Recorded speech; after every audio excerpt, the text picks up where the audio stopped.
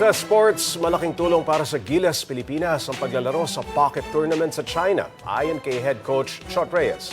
Nagsilbing simulation daw kasi ito ng magiging kalaro nila sa FIBA World Cup. Para bigyan ng mukha ang balita, Mobile Journal, Ivan Tarinque. Puspusan na ang paghahanda ng Gilas Pilipinas para sa papalapit na 2023 FIBA World Cup. Malaking tulong daw, sabi ni Coach Chot Reyes sa team, ang kanilang paglalaro sa pocket tournament sa China.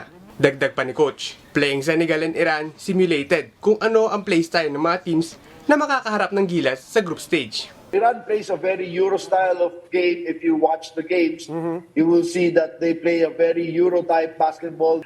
For Senegal, the important thing was us to get a chance, a taste of playing African basketball, because we're going to play Angola, and Senegal was the team that simulated the style of play of Angola. Saktong-sakto daw ang playstyle ng Senegal sa Angola. Both are physical, long, big, and the team pressured very hard. As for kay Soto, hinihintay pa ang clearance ng mga doktor bago malaman kung may isasabak na siya sa practice. Naninigurado ang SBP na bago palaruin si Kai ay 100% ready na siya.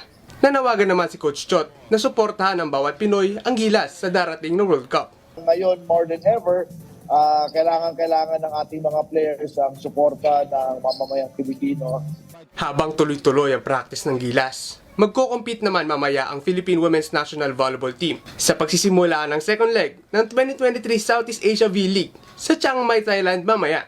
Papangunahan ng team ng collegiate standouts na sina Bella Belen at Alisa Solomon. This time, susubukan makakuha ng panalo ang women against Southeast Asia volleyball powerhouses. Nagsimula na kaninang 4 p.m. ang tapatang Vietnam at Indonesia. Mamayang 7 p.m. naman, lalaban ng Pilipinas kontra sa home team na Thailand. Mobile Journal Ivan Tarinque po, hatid ang mukha ng balita. Gusto mo bang lagi kang updated sa mga balita? Aba, ay simple lang. Mag-subscribe ka na dito sa 1PH. I-click mo lang ang subscribe button at notification bell para hindi ka nahuhuli sa mga balitang dapat mong malaman.